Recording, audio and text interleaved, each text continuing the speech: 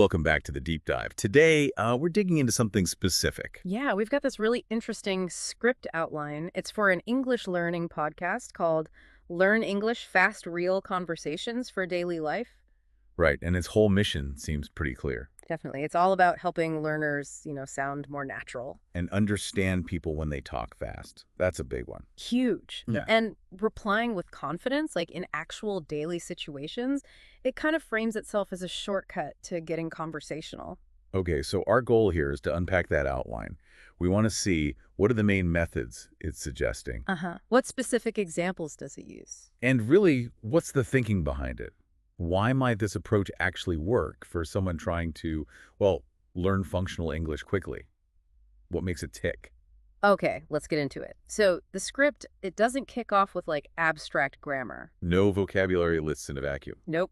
It jumps straight into something practical, really every day. Which is ordering coffee, right? That's the first scenario. Exactly. Super relatable. It gives this short, specific dialogue. You've got the barista, you've got the customer. And it's pretty detailed, which I noticed. The order is specific large iced latte. Extra shot, caramel syrup. But only one pump. Right.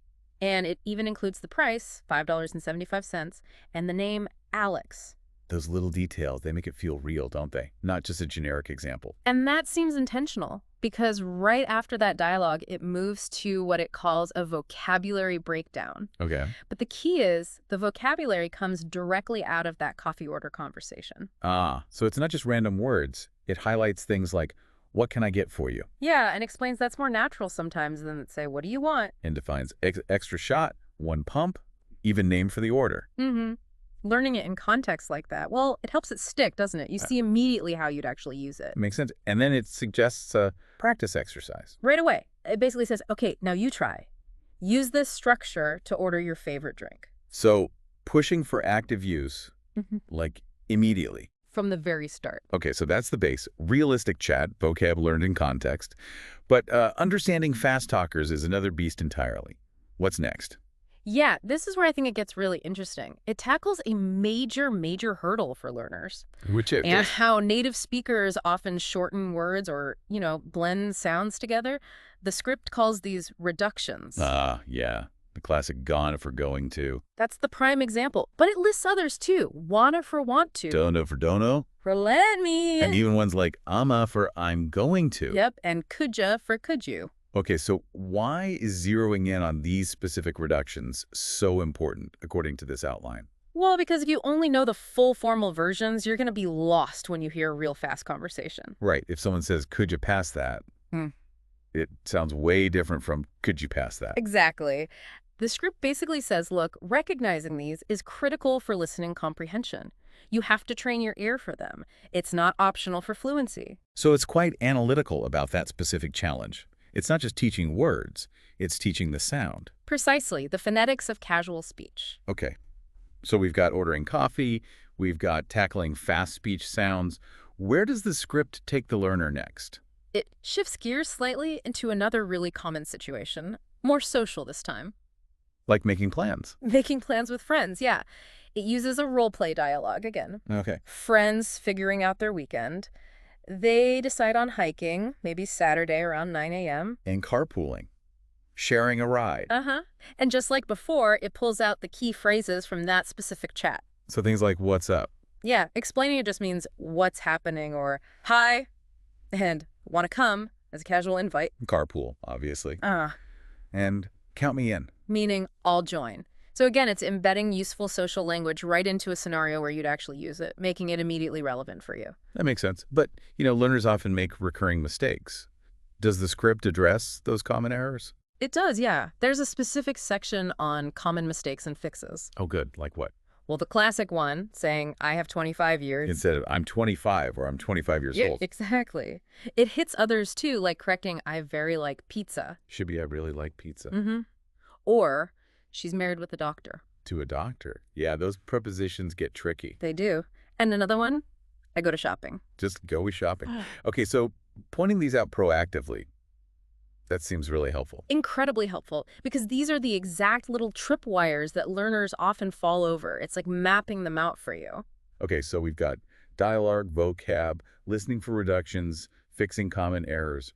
What's the final piece of this learning cycle in the script? It wraps up the core learning part with a real-life listening challenge. Okay, so different from the earlier dialogue. Yeah, this isn't the clean, maybe slightly slower dialogue from the start. Hmm. This is meant to test your understanding of genuinely fast, informal speech. More like eavesdropping on a real quick chat. That's a good way to put it. The example they give is super quick. Speaker A goes, "Yo, did you catch the game last night?" Okay, very informal. And Speaker B replies, "Nah, I was swamped with work. Heard it went into OT, though." Right. Short, fast, uses slang. Exactly. And the script then breaks down that slang. Yo is just informal hi. Swamped means really busy. And OT for overtime, like in sports. Right. So this section is really pushing you, the learner, beyond perfectly articulated English. Into the messy, everyday reality. Preparing you for that unfiltered stuff you'll actually hear. Okay, so when you pull all these elements together, it feels like a system. It really does. You've got the realistic dialogues giving context. Vocabulary learned from those dialogues. A specific focus on listening for reductions, the sounds of fast speech. Direct correction of common mistakes. And then practice listening to raw, fast audio. It seems quite cohesive. It's like combining immersion with targeted analysis of the tricky bits. Yeah. And the script's final homework suggestion really hammers home the philosophy. What's the homework? Just practice one phrase you learned that day in a real conversation. Just one. But actually use it. Exactly. It forces that active application. It's all about bridging the gap between knowing something and actually using it. The whole strategy feels very geared towards, well, mimicking how people actually pick up language by listening closely and trying it out. Focusing on the doing. So if we boil down the approach from this script outline, Yeah. it's learn through real situations. Pay super close attention to how people really talk the shortcuts, the informal bits. Actively fix the common slip-ups. And practice immediately. Put it into action. It really suggests that, for you, the listener, maybe focusing on the nitty-gritty of actual conversations and just being brave enough to try using the language is a more direct route. It definitely prioritizes that authentic exposure and active use over, say, just memorizing lists. Which brings us to a final thought, maybe something for you to chew on. Given this script's real push towards using the language right away, how much faster could your own learning progress be if, instead of trying to passively learn, say, 50 new words today, you focused all that energy on understanding and actually using just one new, real phrase you heard in conversation? Something to think about.